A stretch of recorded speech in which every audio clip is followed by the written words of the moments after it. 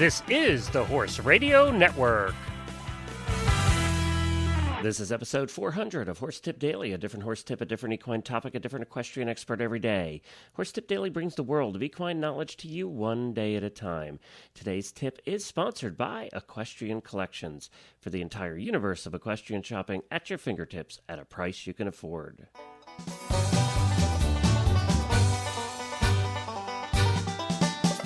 Hi everybody, Glenn the Geek back with you from Lexington, Kentucky, and welcome back to Horse Tip Daily. Well, today we mix it up again with a nutrition tip. We have Dr. Tanya Cubitt back with us. She's a native of Queensland, Australia, and she completed her Master of Science and Doctor of Philosophy degrees in Equine Nutrition and Reproduction at Virginia Tech. Sorry about that. Dr. Cubitt has a wealth of knowledge on nutrition, and she helps out giving nutrition tips over at the Jumping Radio Show. And this is taking off of Jumping Radio Show episode 50 over there with Chris Stafford hosting. So you'll find all of the shows at jumpingradio.com. And we're going to be back with Dr. Tanya Cubitt's talk about feeding fat right after I talk to you about Equestrian Collections. You know, springtime and summertime are coming, and it's the time of year when you get out the trunks full of spring clothing or, you know, show clothing that you haven't used in a while, and you look at it and go, you know, when I put that away last year, I said I was going to replace it. Well, it is time to replace it.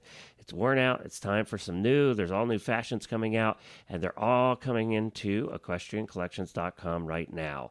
So if you need to replace some of your spring and summer items, the best place to do it at the best prices with the most selection certainly is equestriancollections.com.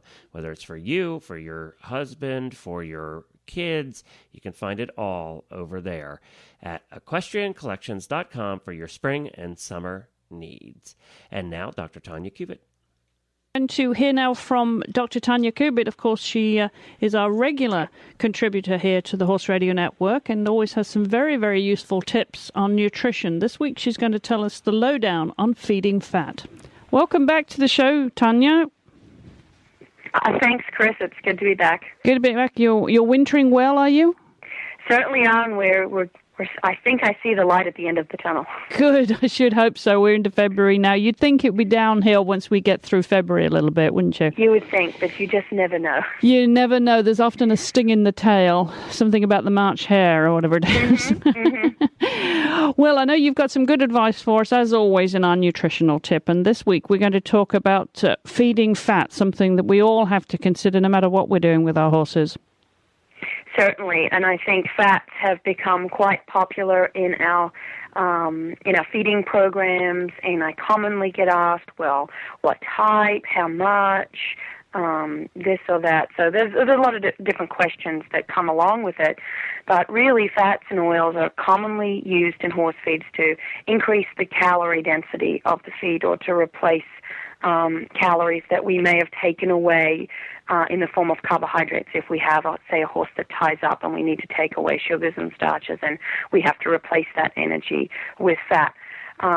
Many different benefits, from just sheer weight gain, providing essential fatty acids, and also just improving skin and coat condition. A lot of us know if we add a little oil or fat supplement to the diet, we get that really nice shiny coat and a healthier skin condition. We also know that feeding fat as a source of energy decreases excitability in some horses and nervousness. Feeding the high sugar, starch, grain type diets can really, in lay terms, make a horse hot. Some horses.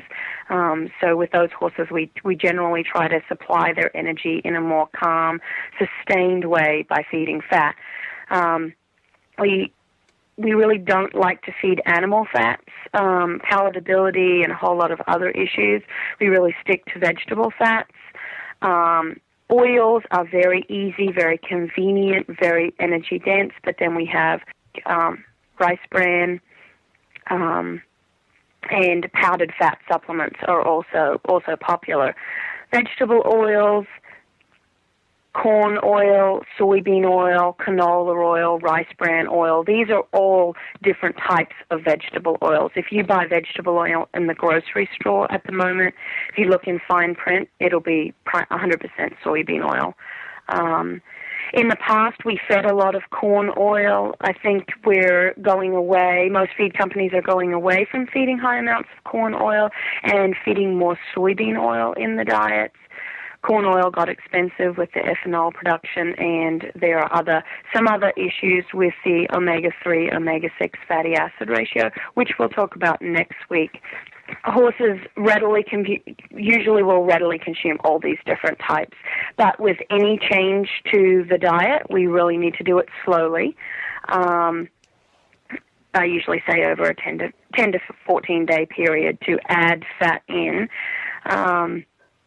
Rice bran, if we think about the stabilized rice bran, is about 20% fat versus your vegetable oil or the powdered fat supplements are more like 99% fat. So it's just a matter of calorie density. I always prefer vegetable oil because it's just so convenient. And you can think about 1 cup of vegetable oil has the same amount of calories as, say, 2.5 pounds of grain. So especially for those picky eaters, you can really get a large amount of calories into them without adding a lot of bulk to the diet. I mentioned earlier about the horses with metabolic syndrome or tying up issues. With those horses, we really need to replace the energy that they were getting from carbohydrates because their muscles are not able to process that carbohydrate as energy, and we need to replace it with fat. So that's another really important place to use fats. Generally, if you're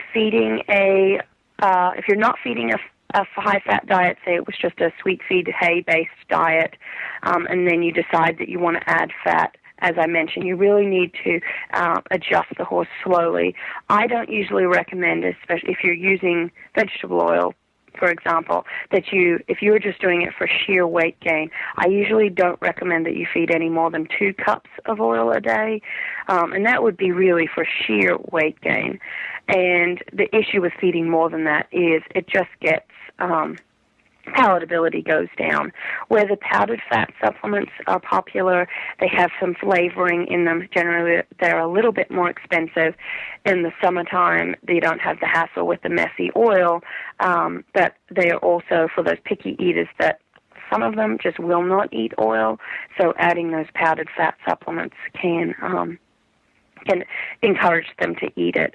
If you're just adding a little fat for more skin and coat condition, then probably 1 to 2 ounces a day is all you need for skin and coat condition.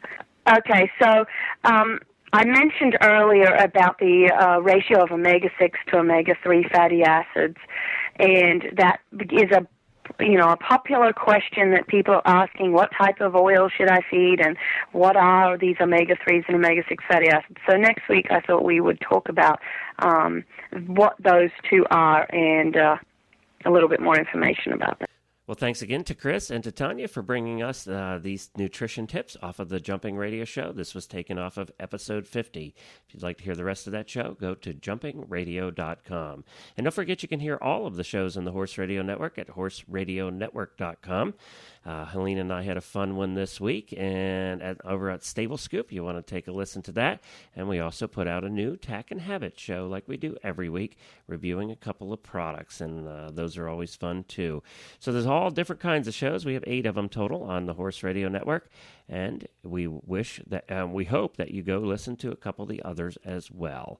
We'll be back again tomorrow with another new expert and a different horse tip. Until then, stay safe, everyone. The Horse Radio Network and the Horse Radio Network hosts are not responsible for statements of guests or their opinions. Use your own judgment when listening to the tips provided by the experts on Horse Tip Daily.